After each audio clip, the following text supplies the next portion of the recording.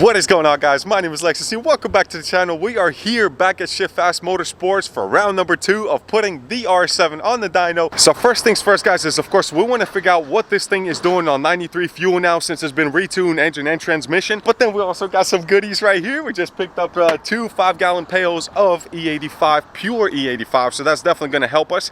I want to see what he puts down. I really want to see what the difference is in power. Super excited about it. So of course we're going to do a few multiple pulls on 93 and then the 85, and then of course we are going to go ahead and get alignment done on it as well, because I do want to see why I wore out the tires in 10,000 miles. So there's a lot going down today, guys. It's going to be a fun-filled video of a lot of information that we're going to find out on Flex Fuel. What does it do for an RS7 vehicle, literally a family sedan? I mean, we literally have the whole family here about to watch the dyno pulls just like last time. So super excited, guys. Let's get this video going, and wish us luck, man. I hope the car doesn't break. Alright, guys, so remember last time we put down 614, 674 torque. I don't know what the numbers are going to be. I'm hoping, really hoping like 640s on 93, and then I'm not sure, torque probably stays the same, maybe closer to 700 foot-pounds. But on X85 or E85 it is going to be somewhat of a mixture, so this is not like a true E85 pull, because I still have some 93 left over in the tank and some reserve. But I'm really hoping, really hoping to hit low 700s, like 720s maybe wheel, and definitely like mid 700s for torque. I have to. I mean, there's no other way about it. That's the only way that it makes sense after you guys watched the video of our street racing, why I kept up with the 720, 740 wheel Hellcat. So I'm excited. I'm gonna watch them get it on the dyno, and these guys are awesome. I mean, they know what they're doing. I hope those lights, all those lights, don't come back on like last time, because that was a Christmas tree of lights. But let's watch them get it strapped down. What do you think we're gonna do number wise? What do you think, Nivea? Huh? We gotta see some 700 wheel numbers, right? Gotta go fast. By the way, I don't know if you guys can see, but behind me they got nothing but STIs and Evos in here. They got some of the fastest Evos and STIs that went through the shop. So if you're looking for somebody to do this work, man, these are the guys for you. I'm gonna post up their information down below. Definitely give them some business. I mean, dude, it's nothing but freaking Evos and STIs out here. You got some actually Z01 Camaros in here too, so there is some fast stuff out here for sure. I know oh, that's a cop. Oh, he's getting work done. So anyways, if I pulled that car right now, same setup, that's what it would make today. It's already changing for it changes based on barometric pressure and everything. So that would be the actual number it would make today. So what changed? The temperature? Or? Temperatures and everything. Wow, yeah. That's cool. I never knew that. I didn't know temperature actually, and the dyno itself can adjust the previous numbers to what it would be today if nothing was changed, and just going off of barometric pressure, which is a big word to say, but it also means, I guess, temperature and the humidity and all that, which it is cooler today. That's actually pretty cool. I never knew that. That's so much that these dynos can do. Here we go, guys. Pull number 1. So we're gonna see what it does. Just kind of get a feel for it.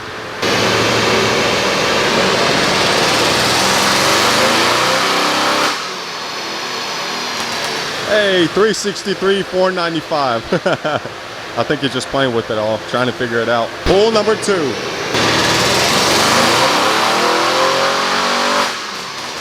He said it's actually spinning pretty bad in the rear, so the traction control keeps coming on. That's crazy. I don't know, these don't count, because he's just trying to figure out. Did you say it's spinning bad? Yeah. Really? Is the traction control off? Yeah, it's off. Wow. Dang, that's crazy. That wasn't the issue last time. Wow, okay. Well, that's a good problem to have, I guess. That's a good sign. And we're on 295s as well, so that's kind of crazy. All right, guys, pull number 2. He's going for all the beans on this one, man. Wish him luck. I hope it doesn't spin.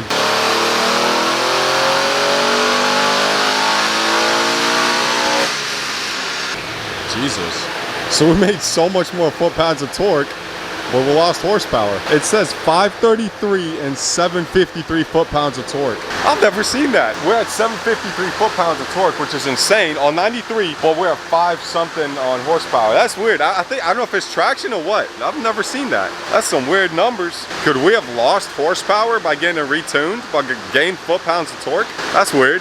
I'm about to see. That's really strange. Run number 3, guys.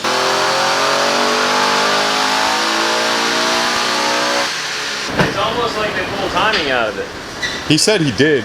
Yeah, that's why the torque went up and your horsepower went lower. Holy crap, we dropped a lot of... I don't know without seeing the tune. Yeah. So we gained 40 pounds of foot torque, but we lost 100 horsepower? Alright, E85. Yep, it's in the trunk. Now we got the good stuff going in. So we have to put 10 gallons of actually the X85 that we got in order to balance out as much of that 93 that we have in there. So what Dave was saying, and it kind of makes sense because I was talking to Matt yesterday from German Performance Options, is he said that Matt told me that they did pull a little bit of the timing out because they kind of saved it for E85 because that way it's full maxed out. Because when you're messing with different fluids and different fuels and stuff like that, you gotta be careful with that timing. If you leave the timing as it is, I know it's got different maps and everything through DS1, but it does make sense. I mean, but to go from 614 to 533, that's painful. That's 100 wheel horsepower that we lost. Yes, we gained about 40 foot-pounds of torque, and it's helping, but I mean, you know, honestly, I kind of felt that. I knew the torque was there, but the horsepower, like I said, you know, it felt like on the top end it was a little bit slower. I hope E85, according to Dave, he thinks that E85 or X85, whatever we're putting in there, is going to get us back to those 620, 614, whatever wheel horsepower we had, and hopefully the torque goes up higher though. So that's the winner for us. So even though we lost a little bit of wheel horsepower 93, but we gain a lot of torque. So we're gonna go ahead and do a few more pulls, and I'm hoping for the best. What are you thinking? You seem a little depressed now. She's so upset that we lost horsepower. I mean, we're beating cars though. It's not like we're slower. But numbers talk. They do talk, and they're gonna talk on the 85 though. So, well, if you guys seen the previous video, you've seen us pretty much dead even with Hellcats that are over 700 wheel, built BMWs and stuff like that. I mean, the GTR looked like it was standing still, so that had to change in some way, and we're gonna figure out what that is, guys. Wish me luck, but let's get these rolls going. All right, guys, this is pure to E85ers we're gonna get on these pulls, so wish us luck, man. I can't be less than like 612, 614 on horsepower.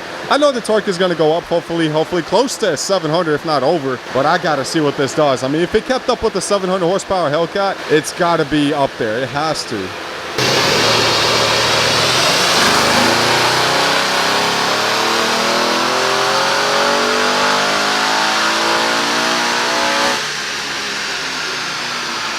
All right, that pull, I mean, so we did 555 and 729. So 555, 738 foot-pounds of torque. Oh, he's doing another pull. Everybody back it up. Back it up. All right, so he's doing a few pulls, just trying to kind of cycle the system, the fuel system, to get more E85 in there, because it technically still, the lines are full 93. My thing is, it's done like 2 or 3 pulls since we poured 10 gallons in. Nothing is changing, but he looks like he's about to do another pull, guys. Wish us luck. I need to see higher numbers.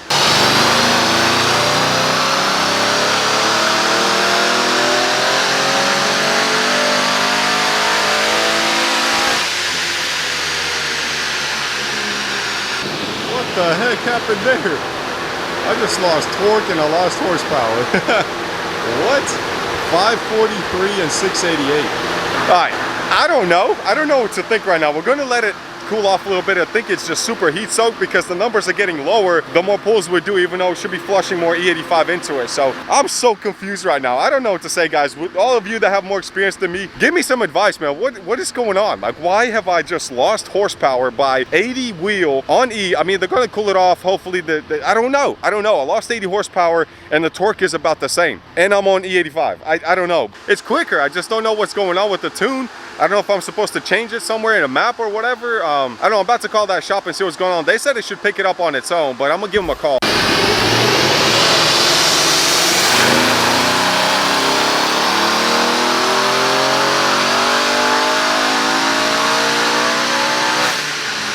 that real? Okay, that's way better. That is so much better. Oh snap! Where's my wife at? Torque a lot quicker than Yeah. All right, so the horsepower stayed the same as last time, but now you're talking 850 foot-pounds of torque. That explains so much now. That's what we keep up with the Hellcat then. Oh my God, dude, that's crazy.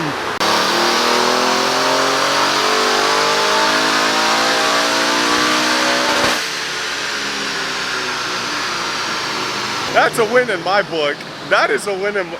All right, whatever, I don't care. The horsepower stayed the same. It's like 620 wheel. Dude, we're over 840 foot-pounds of torque. 840. That explains so much. And keep in mind, this dyno reads so much lower. So like on a Mustang dyno, or I don't know, freaking any other dyno, like Dyno Jet would be probably close to 700 wheels. So dude, 846 foot-pounds of torque. 846. That explains why we're keeping up with them. Even though our horsepower is lower than his by quite a bit. I mean 100 wheel, but we have so much more torque in that car. I'm okay with it, man. that explains why the 8th mile, it runs so strong. That's freaking insane. That is so insane. I can't wait to do turbos. So my wife brought up a good point. If you think about it, a stock RS7 runs, or the horsepower is 560 at crank. So technically you lose about 20% drop chain loss. So technically it's like 450s to the wheels. We're at 543 with just full bolt-ons. That is very strong. That's good numbers. I mean, you're talking, you went up almost 100 wheel horsepower on that car. So definitely a big plus. And then just putting it on E, we went up almost 80 wheel horsepower, just the way it sits now with the tuning that's done on it. And you went up almost 140 foot-pounds of torque. That's super, super strong, guys.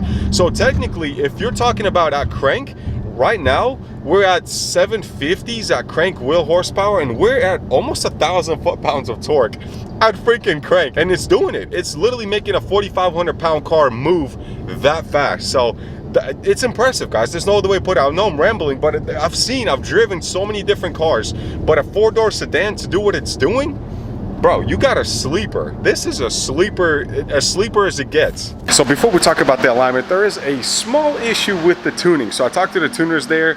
So they told me what went wrong. So pretty much what happened is that the car is just on a completely safe tune. Plus it was heat soaked. We did do like literally probably 12 pulls or something. So there's a lot of things that kind of didn't work out in our favor. It definitely should put higher numbers down. It was on the Dyno Dynamics, which is like, it's like I said, it gives you lower numbers than even Mustang Dyno would. So there's a lot of things that played a role. I'd rather show lower numbers than what they are. You know, it's going to help me out the track, of course, but it is what it is. We're going to retune the car. We are going to put it on the dyno locally here, see what it puts down, let it cool off before we do that, and of course run clean, pure E85 on there instead of like an E50 mix that we had. Man, the Austin did some magic though, for sure. All right, so here's what we were looking at. So the top one is before, right? And then the bottom one is how you fixed it. Yeah. So what's the major issue? I'm seeing the camber, bro. I'm seeing the camber was completely out. The camber's definitely out. Okay. But you know, like I was saying, like when we start adjusting cambers, these Audis are so specific with like adaptive cruise control and you know the dynamic steering that you know, we'll actually have to bring out more and more and more just to adjust it, and then it becomes, you know, 10 hours worth of adjusting. But it looks like on the front left one, man, our even toe was out too. That's crazy. You did have toe out. Toe in the steer head. So what does that mean? What exactly is toe? What does that work on, or what does that do? So toes where the wheel is. Yeah.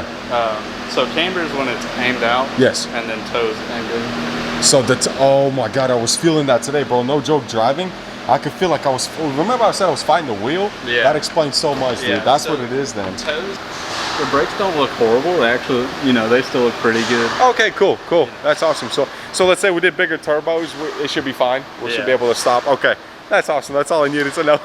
Well, Austin, man, as always, dude, thanks again, bro. Appreciate you hooking us up, man. As long as the car's good, we can abuse it a little more. And we're literally going to drag strip tomorrow, so it is what it is. I just want him to look at it. He fixed as much as he could. So I figured, you know, Austin, the least I could do is let him drive the car. It's not on full E, man. So, you know, don't expect like, you know, this thing to be flying or whatever. But I think it's probably one of the quickest things you've seen around here at the Audi store, at least. I hope. You'd be surprised. Really? We had a Corvette come in. And what? Yeah. Why?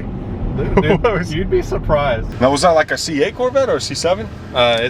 It's actually a C6. Oh wow, okay. I put in sport, bro. Oh, dude, this feels so different in passenger. Oh, bro. Okay. Feel the brakes a little bit. Yeah. It may be a little overheated. Yeah. What do you think of this setup overall, man? I mean, do you think this thing like literally has potential? Would you build a 4-door 4,500 pound car? All day. For real? Why not? Yeah. I mean, sleeper, I guess. That exactly. Like even with the RS7 name, like it's still a 4-door sedan. So like, you know, you're gonna have the people that don't believe in you. All the time. Because it looks like A7, bro. It literally from the outside looks exactly the same. So nobody understands what it is, bro. I mean, old people are like, oh, that's cool, dude. I don't know how you got it, but that's awesome, you know. They don't know it's straight performance.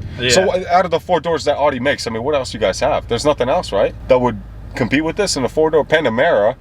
Turbo, but it's the same thing, right? What about the Taycan, whatever you say, however Dude, those you say. things are nuts. Is it? They are nuts. If you're sitting in the passenger seat and the driver floors it without you knowing, I promise you're throwing up. You're kidding. It's crazy. It just grips your stomach. It's nuts.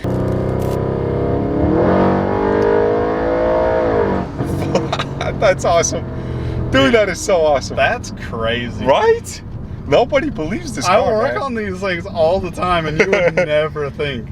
Dude. Because most of these customers that come in, you know, they don't, it's stock. No, yeah, no. That's why APR said we don't even care about the R7s. Grandma and grandpa drove it. Right? Bro, you the man, Austin. Thanks so much, bro. Yeah, I appreciate anytime. it. If we need anything, this is the man to go to. And just like that, guys, we are done with the video today. I'm sorry to end it in the car. I don't like doing that, but there's just so much going on. It's been a long day, a long trip there and back to Charlotte, of course, but I thank you guys for sticking around. Again, like I said, this car, it's on the safe tune and it's doing what it's doing. 2 Hellcats, 2 C5, C6 Corvettes, to anything it lines up with, that's really freaking ridiculous. Like, there's so much potential in this car, but we're saving it all because, like I said, to tune an R7 it's something new for the whole community. For anybody that owned one, for anybody with an Audi, for anybody with a German car, in that matter, honestly. Now we got to figure out how to download an app so we can see what our ethanol content is, because it's really important. Because from what I understand, with about 2-3 gallons of 93 left in the fuel tank and putting X85 or 10 gallons of that into my tank, we're probably running like E50. And on top of that, turns out I should have got, instead of X85, C85, because that's actually better fuel. It's mixed with race fuel, so it's a little bit more oxygenated. I don't know how to say it. It's a big word, but that's the difference, you know. And that's why you put down less power. Like my buddy said, when he ran C85 in his, he was getting about 80 to 100 wheel horsepower in his car. That's a big difference, you know. 100 wheel horsepower is a lot, but at the same time, I want to see what it would be on true numbers, true 85 that I use every day. It's been a long day. We learned a lot. I'm going to get this car not retuned, but it's going to go to a local dyno and see what the numbers come out on that one, because the one we were on was Dyno Dynamics, which, like I said, and I keep saying, it shows you lower numbers. It's lower than the Mustang dyno even, so it is what it is, but it's okay. I'd rather play with lower numbers and show a dyno graph of that and then, you know, destroy 750 wheel horsepower cars. So it is what it is. I'm happy with the results. Wife not so much, because we had this mental thing in our head that it's going to do like 750 wheel and, you know, 800 torque, which it did, but definitely super low, completely on the lower side of running the 93 fuel and E85. So that tuning it's set so far back on timing to be on preserving side of things, like to play it safe, and that's fine with me. I'm still learning the car every single day, every time I drive it, and the transmission still needs to be retuned a little. So there's a lot that we have to kind of focus on and get out of the way first. But I love what I'm seeing. I love this car. I love what it's doing. I love what it's putting down, guys. So it's amazing. Thank you so much for sticking around and watching this video. Anyways, guys, enjoy your lives, enjoy your friends, enjoy your cars, and I will see you next time. Peace.